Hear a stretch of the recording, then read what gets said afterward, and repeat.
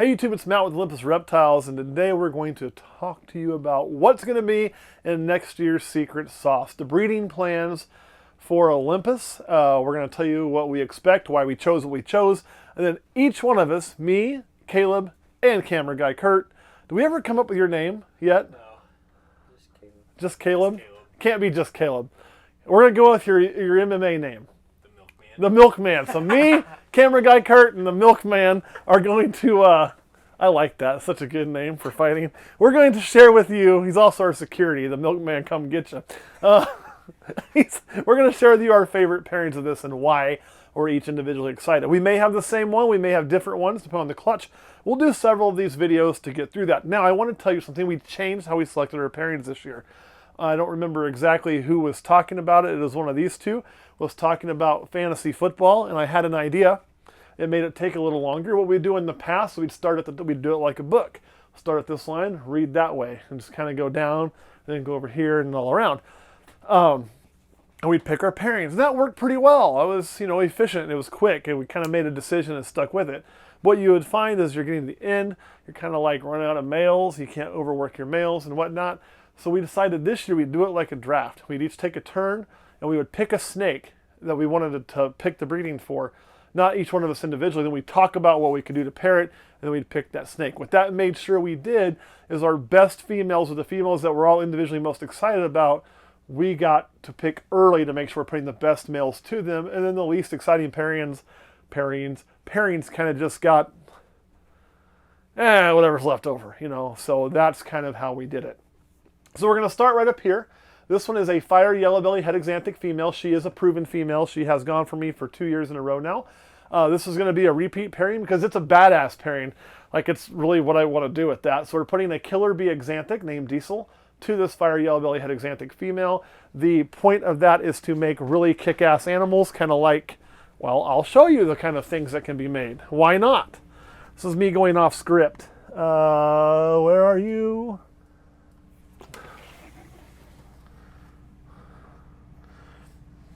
It will allow us to produce things like, I think I moved her over here. She got an upgrade. Where did you go, girly girl? Where did you go? I know you're over here, and I moved you over here. I moved her over here.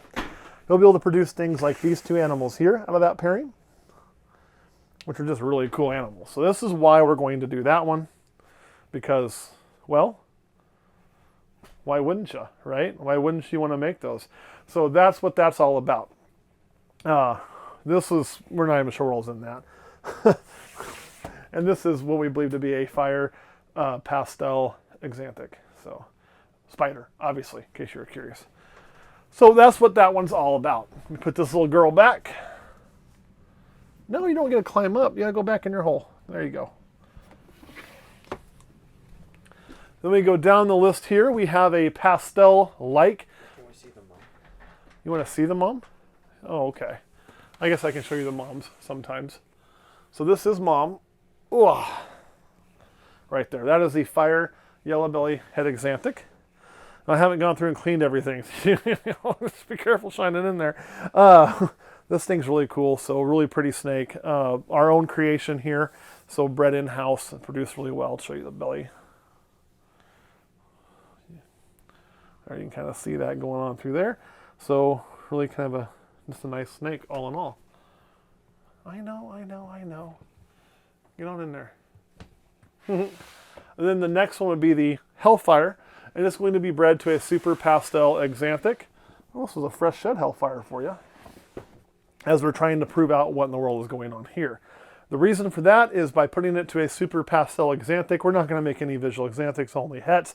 But we want to get pastel across the board in every baby to see how this interacts with pastel. It'll help us figure out, are we dealing with another line of pastel, or are we dealing with something new before we go ahead and lay claim as to what this project really is. It's going to be a way of helping to find out those answers first. So that's what's going on there. Yes, it is. Put you back in there. Next up would be this pastel lesser, or sorry, I didn't say pastel lesser. This is a super pastel lesser. Who's gonna, well, you're doing all right. I thought you were gonna have a poop there a minute ago. This snake here is being bred to a blitz. We are going to focus more on our blitz. It was one thing we found last year we still weren't producing enough of was blitz. So super pastel, lesser 2 blitz should give us things like blitz pastel and blitz pastel lesser. That's really what we're really looking for here. Blitz seems to work really, really well in the bell complex as we've kind of played with that, so we definitely want to do more of that. Did I scare you? I'm sorry. This is the next one. Kurt just wants me to get bit. This would be the ghost bitch, because she can be. One of our most famous videos features her. She's a lot better than she was in that video. And that was how to deal with pissed off snakes, more or less. This is just a straight ghost. You know, and we really like her. She's been a great breeder for us, although it did take her a while to get to size and to get her calmed down enough that she's handleable. As you can see, she still isn't overly fond of it, but she's not just freaking out striking. She's being bred to a pastel, super inchy vanilla ghost. So we can make the worst thing we can make out of that is an inchy ghost. Really, really cool pairing. That's a pairing that's a repeat. We've done it multiple times. Obviously, results are good, so we do keep doing that. Put you back in there. Next up is going to be this calico pastel spider. This is one of the coolest 3-gene combos you can ever make. I mean, these things are a simple snake here. Nothing too crazy. I'll let crap off of you. But the look of these is just awesome.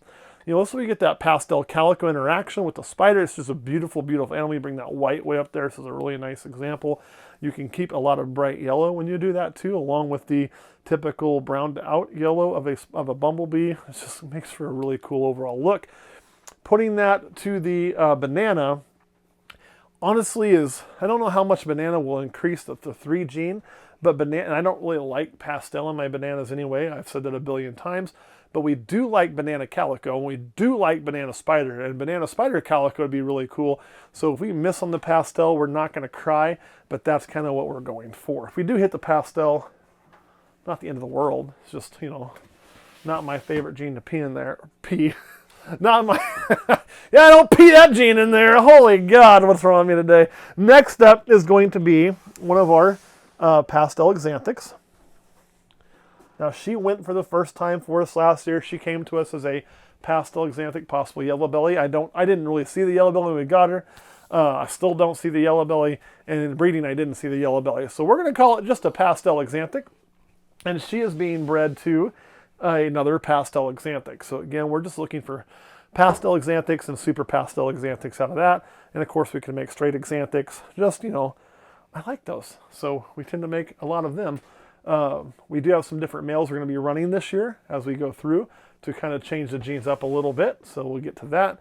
Next, man, this one's near and dear to my heart. She still has to put on just a little bit of weight. We're pretty sure she's going to get there. And that is this girl here. You had a poop in the shed and need some water. I guess I got my work cut out for me this weekend. This is what we believe to be. This is in-house produced. It's a banana, obviously. A blitz, black pastel, calico. So we think what all is going on in the snake. Really cool patterns. Just awesome the way the colors work. I really dig this animal. So in trying to deal with all of those genes, if anything, we'd want to bring out more purple. You know, but if we go throw 2 or 3 gene combo to this, you're going to end up with so many genes that play in there getting muddied up. You're not going to know what the hell you're dealing with. And we really kind of wanted to avoid that. So what we decided to do is use a summa. The idea behind using that summa is really, really simple, that you're now going to lay a base layer of mahogany down, right? Everything else will be built on top of that mahogany. We really like mahogany banana. Mahogany banana black pastel should be just, holy God. Add in some blitz to really like just mangle everything up, and you know, you're going to have a really cool looking snake. Look how dark that head is compared to the body and that neck. Just amazing how much that color. It continues to get lighter all the way down the tail. Amazing little snake. Yes, you are. Yes, you are. So I'm really excited about that pairing. Next up would be the this snake hates me. Did not go this year, I do not believe. Why are you wanting to bite me? How did you get all crappy all over you? You got like, whoa, hey. Let's not do that. Come on. There you go. We won't keep you out too long. You are pissed at the world. Okay, in you go. Get in there. You had a shed too. We need to clean up in there, and you might even need a treatment. We'll see. that is a het clown, possible het caramel. We are going to find out on the het caramel by doing some genetic testing to see what possible het caramels are actual het caramels, as a hope. But we're going to breed that to the inchy clowns. We're just working on making some clowns right now, inchy clowns, that sort of thing. Then down here, this is a snake. This is a disappointing snake so far. This is a pastel yellow belly het exanthic, also in-house produced. Now this one has never ever laid eggs. I don't know why. I need you to go this year, okay, girl? Can you do that for me? It'd be great. Really pretty snake. I really, really like her. Body condition's great, nice and thick, very, very healthy girl. But just for whatever reason, we have never got her to produce. I mean, as you can see, everything looks great through there. I'm not sure why you don't. But How old is she? she is born in 17. So she's been big enough to pair. We paired her multiple years and no results. We were pairing her to the same killer bee exanthic that we did before to the other ones. So because of her low results on that, sometimes a male and female they just don't get along or whatever. We are going to use a different male to pair that. We would witness pairings, but no pregnancies. So we're going to run a pastel exanthic to that animal, which is a known breeder for us who is very prolific. The hope being to get her to go. That would produce pastel yellow belly, super pastel, and super pastel yellow belly, all with a chance of being exanthic. The worst thing we can make would be a het exanthic. Best thing would be the super pastel yellow belly exanthic. Last but not least would be down in here. Hi, girly. This is a snake that has gone for us before. This is a queen bee, so we're dealing with a lesser pastel spider. Really cool snake. I really dig this animal. What we're going to do that. Remember me telling you how cool a calabi is? This is awesome, right? So with this, we are going to put calico to it. That means we can get calico pastels, calico spiders, lesser pastels, lesser calicos, pastel spider calicos or calibis, or lesser pastel spider calicos. So we can do a whole range of stuff from that. And you can see she looks pretty good. She did not have eggs this year, but she did the year before. So I'm going to try to go back in there for me. There you go. And that, ladies and gentlemen, is rack number 1. So I will go last because I did all the talking and my mouth is tired. Caleb, what is your favorite pairing in that rack and why? It's either the banana calico. No, either. Pick one. There's only 10. You can't pick 14. Pick one. That's how you do it. You got to keep the guys in line. I'm going to stick with that. The calibi to the banana, I think, is going to be... I'd really like to see how calico, spider, and banana all interact together. Okay, that's a surprising one for me. Not where I thought anybody was going to go, but I like it. So banana to the calibi. Cool. Kurt, what is your favorite? The ghost. Ghost bitch to the pastel super inchy vanilla ghost? Yeah. Even though it's like old hat, we've done it like 3 or 4 times. Yeah, I just like how the ghost comes out. They're actually really awesome snakes. You can't miss. That's what I like about that clutch. I'm going to share mine, but before I do that, let me tell you guys, if you are on Patreon, if you're not, you're missing out. If you are on Patreon, on the Patreon videos, we're going to tell you our long-term intent with these clutches, what we know is going to be mostly sales fodder, what we know we're looking for holdbacks on, etc., to give you kind of an idea of maybe what you want to prepare your pocketbook for next year. My favorite in here, damn. See, there's two. Oh. So if I had to pick one, I will pick one. I'm going to talk about the one I'm not picking. So the one I'm not picking, my not favorite, my runner-up but not favorite, is obviously the Hellfire clutch, just because I want to get results on that. So there's a lot of knowledge that comes from there on a business standpoint. But it's going to be really cool. But as far as like excited about how the babies are going to look, my favorite clutch there, which feels like what you guys went with, right? You're most excited for what the baby's going to look like. For me, it is that Suma Banana Blitz Calico Black Pastel, simply because I like my bananas dark. That's why you just heard me say I don't like pastel in my banana. I think when you darken it and you bring out more purple, it is a prettier animal. I don't know. I guess you could say I like purple a little bit. It's one of my favorite colors. You know, I've even got some purple shirts and some purple clothes, and my favorite sports team might be purple. Do So you have purple socks? I do. Am I wearing them today though? No, kind of. Check these bad boys out. All right, I'm not wearing purple socks today. I'm wearing my like old man Hey Dudes. They're actually not Hey Dudes. They're knockoff Hey Dudes from Skechers, you know. But I got my K-State socks on, so they're gray and purple. Does that count? Sure. There you go. Do I have purple socks? Fuck yeah, I got purple socks. So that is my favorite pairing because I think we can make some just things that haven't been seen in there ever. And then I also, after seeing what black pastel mahogany looks like, I think Blitz black pastel mahogany will be really cool. And I think Blitz black pastel banana mahogany, if we could get so lucky, would be just off the hook. It'd be just crazy as they used to. Off the hook, that's 90s, I think. Off the chain, is that what they used to say? Where they say now it'd be lit.